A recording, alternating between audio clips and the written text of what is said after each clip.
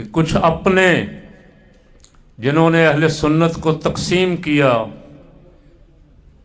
बदकिस्मती है, जिक्र करना पड़ता है, करना नहीं चाहता उनका जिक्र।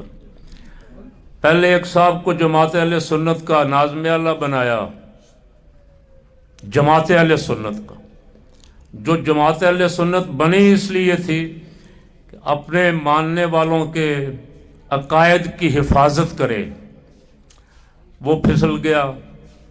एक को मरकजी जमात अहले सुन्नत का नाज़िम आला बनाया, वो भी गया। आज परेशानी हर तरफ, मैं जहां जाता हूं नीचे सब इकट्ठे, दोनों लबैके भी इकट्ठी हैं, सुन्नी तहरीक भी, जमीयत उलमाए पाकिस्तान भी, जमात अहले सुन्नत, कारकुन सब इकट्ठे। ऊपर अना का मसला है, अपनी अपनी अना लेके, किसी का इतना को मसला है, किसी का इतना को लेके बैठे हुए हैं। अवाम की फरियाद सुनने को भी तैयार नहीं है। अवाम टेलीफोन कर कर के हमारा बेचारे कुछ खुशखबरी सुनना चाहते कि कोई इत्तेहाद अहले सुन्नत की खुशखबरी आ जाए, लेकिन हम तो अल्हम्दुलिल्लाह आप सब रात के इल्म में है, सबसे राब्ते में हैं। और राब्ते में भी इसीलिए हैं कि किसी वक्त भी अल्लाह करे थोड़ा सा इनके दिलों में नरमी पैदा हो, या अपने अवाम की तरफ जो इनके अवाम चाहते हैं उधर इनकी तवज्जो हो, तो इनको एक प्लेटफार्म पे इकट्ठा कर दें। और इसीलिए लोग पूछते हैं ज़्यादा बार बार फ़ोन करके। वैसे मैं आपसे सवाल करता हूँ, अगर हम इसी तरह तन्हा तन्हा लड़ते रहें तो क्या बदअकीदा लोगों का मुकाबला कर लेंगे?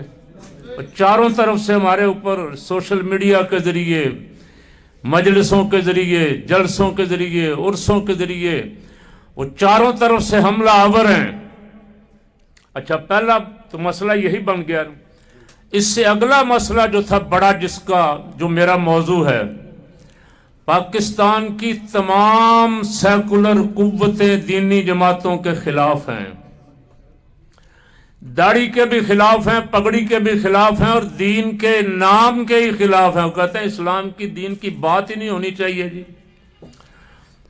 मुल्क का कोई मजहब नहीं होना चाहिए, मुल्क सेकुलर होना चाहिए। और आपने सुना, मैंने शायद पिछले दफा भी अर्ज किया था या नहीं, अब भूल जाता हूं, मैंने अर्ज किया था अल्ताफ जो गद्दार बार बैठा हुआ, वो कहता था मेरी हुकूमत आ गई तो मैं कादियानियों को एक बड़ी मस्जिद बना के दूंगा, खुदा न खास्ता। बिलावल जरदारी कहता है कि हम चाहते हैं इस मुल्क में हिंदू भी वजीर आजम बने और ईसाई भी वजीर आजम बने। मियाँ साहब कहते हैं कादियानी हमारे बहन भाई हैं। ये है सेकुलर तबका, सारा इकट्ठा है, ये आपस में एक है। इनकी लड़ाई सिर्फ दिखावे की है, अवाम को लूटने के लिए लड़ते हैं, लेकिन दीन के सब मुखालिफ। अब दीनी मदारस का बिल मौलाना ने शर्त मनवाई कि 26वीं तरमीम अगर करनी है तो मैं उस सूरत में हिमायत करूंगा कि दीनी मदारस का बिल मंजूर करो। उसमें क्या था? उसमें सिर्फ ये था कि इसकी रजिस्ट्रेशन हो प्रॉपर और अकाउंट खोलने की इजाजत हो। वो भी 26वीं तरमीम के साथ दीनी मदारस का बिल भी पास हो गया। सुबह 6 बजे जरदारी साहब को उठा के दस्तखत करवाए गए और 8 बजे से पहले पहले वो 26वीं आईनी तरमीम सुप्रीम कोर्ट में पहुंच गई। काजी फायज ईसा इंतजार कर रहा था, लेकिन दीनी मदारस वाला बिल जरदारी साहब ने रोक लिया।